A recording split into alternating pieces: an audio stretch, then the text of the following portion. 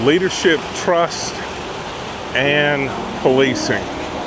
These are not abstract concepts.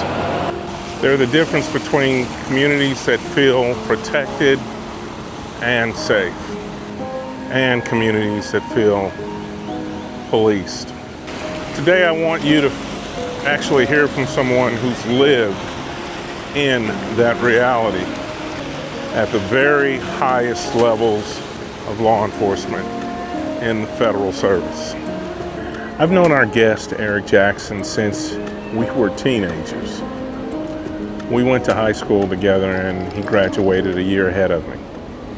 When I left for Marine Corps boot camp in 1983, right after graduating from high school, I left to go to San Diego, MCRD San Diego, with three of my best friends at the time. We were in the buddy program.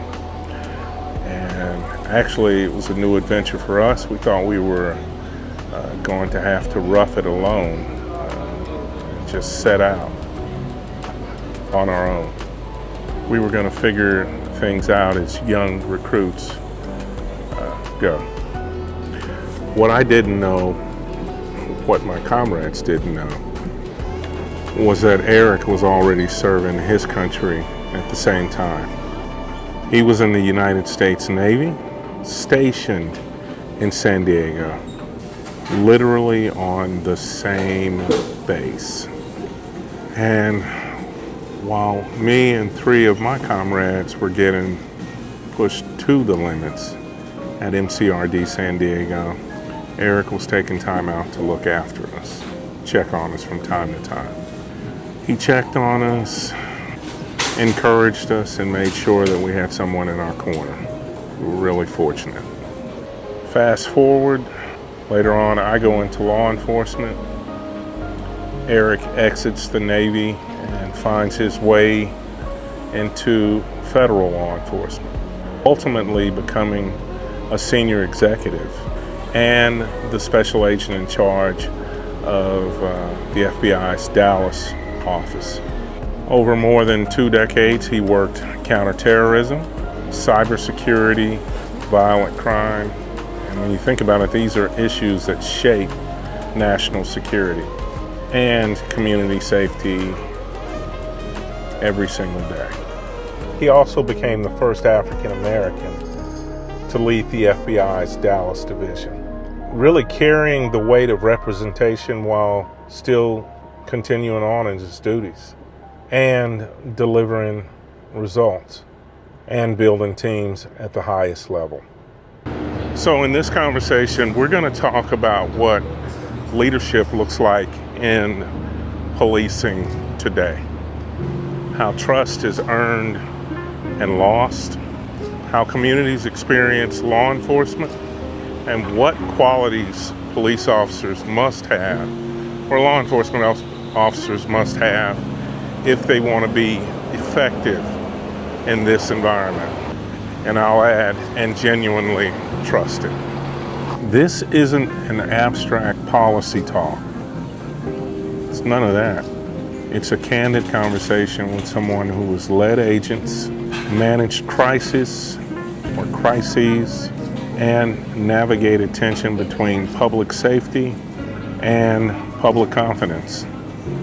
So whether you're a young officer, a criminal justice student, or a seasoned law enforcement professional, I think you'll find this discussion both challenging and encouraging. So stay with us, because the future of law enforcement depends on leadership and leaders who understand both the badge and the communities they serve. All right, so let's get into it. Eric Jackson, welcome to Blue on Blue. Eric, how have your experiences in the FBI shaped your overall perception of local and federal law enforcement today when you think about that? Well, I think my 20 years in the FBI, one of the things that was a privilege that happened immediately was working with our local state officials in Florida. Yeah. When I was stationed in Tampa, and just, the men and women of those departments, whether it's Tampa PD or Hillsborough County Sheriff's Office, I just got to know them. I was a street agent, non-management, and we just worked together. We worked as a team, and throughout my bureau career, I worked with just incredible local, state, and other federal law enforcement officers, and just building great relationships. So that's what built my foundation, working with those departments. Wow. And I would have never thought you and I coming up together in some parts of our life, high school, and we had a chance to talk about that at lunch. I'd have never thought. I remember going to a couple of events, your award ceremony, where you were a guest speaker. And I was sitting there telling Karen, my wife, I was like, I never thought we both end up on similar tracks. I'm so proud of you. You on the federal side and me on the local side. I mean, our lives have taken some really good trajectories when you think about it. Well, I think our trajectory was, we were both ROTC in high school. You joined the Marine Corps. And I joined the Navy. Yeah. And I ended up in federal law enforcement, you ended up in local law enforcement. But I think the thing that we both have in common is a lifelong of service. Yeah. Service to the community, service to this great nation. And it doesn't surprise me that we crossed paths, because as far back as high school, we're already beginning our journey serving this country. Absolutely right. Absolutely right. Now, from your perspective, what are the most important qualities a police officer must possess, a law enforcement officer must possess, to effectively serve the public?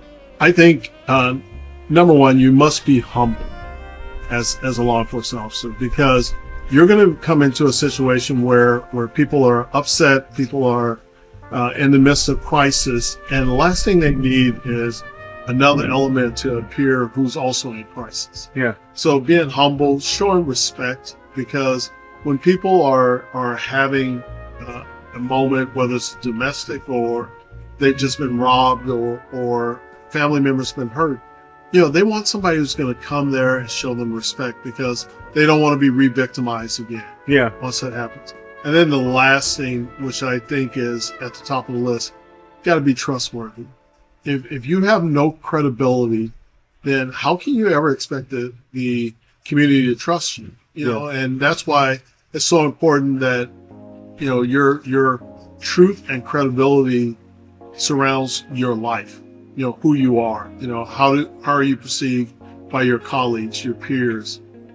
You can't turn it on and off. And I think law enforcement officers that don't have those three basic functions usually struggle in their career. Yeah. How do you believe trust can be strengthened between law enforcement and minority communities? I mean, we talked about that. Yeah, trust within the minority community, there's already a perception of law enforcement, whether it's at local, state, or federal level, from interactions, from history, from, back in the days of slavery, when law enforcement was used to track down escaped slaves. There's a perception of how law enforcement is. Building trust, in nothing that we do in life, if you don't build trust with the community, you're not going to win them over. Yeah. They're going to distrust you. Anything that you say or do, they're going to look at with a different viewpoint than you may have intended. That's why it's so important to be a man and woman of your word, man and woman of your actions, and be trustworthy. What's some of the biggest challenges law enforcement officers face today that the public may not fully understand? I mean, you were a G-man, you were F.B.I., you reached one of the highest levels, special agent in charge. So you got to see things that ordinary people, or should I say, the public doesn't get to see. I think the biggest challenge is leadership. No matter what happens, no matter what is going on, you got to have great leaders, because great leaders set the agenda. They set everything relating to that department. Yeah. I've been blessed to, throughout all of my journeys, to work with great leaders in other law enforcement departments. but I've also had the opportunity to see bad leadership. And there's a direct correlation between bad leadership and a department struggling. I could definitely relate to that. That's even at the local level too. It's true. How has policing evolved over the course of your career? How has law enforcement evolved, particularly in areas like technology and public expectations?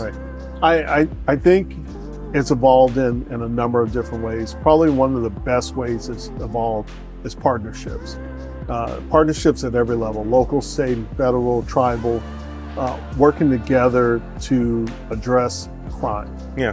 Where in many years past, it was the locals handled their beat, the feds came in and did their thing, and tribal protected the tribal. And then there was a lack of trust in what everyone was doing. I think building the partnerships, the FBI with its Joint Terrorism Task Force, DEA with its Drug Task Force, those are things that bring everybody together, and it demystifies what each agency does. Because I can tell you, I've never worked with a local or a state individual that after working with us in the FBI will say that we're stealing cases or we're arrogant or things like that. That was perception for so long. Yeah, it was a big perception. But then when they get in there and it turns out that the federal case is being run by a local officer. Yeah. Or a state officer. And it just demystifies those beliefs. And I think the public benefits from that, because when you have partnerships working well, then that means that the public is protected at all levels. Well, Eric, I can't thank you enough for this opportunity.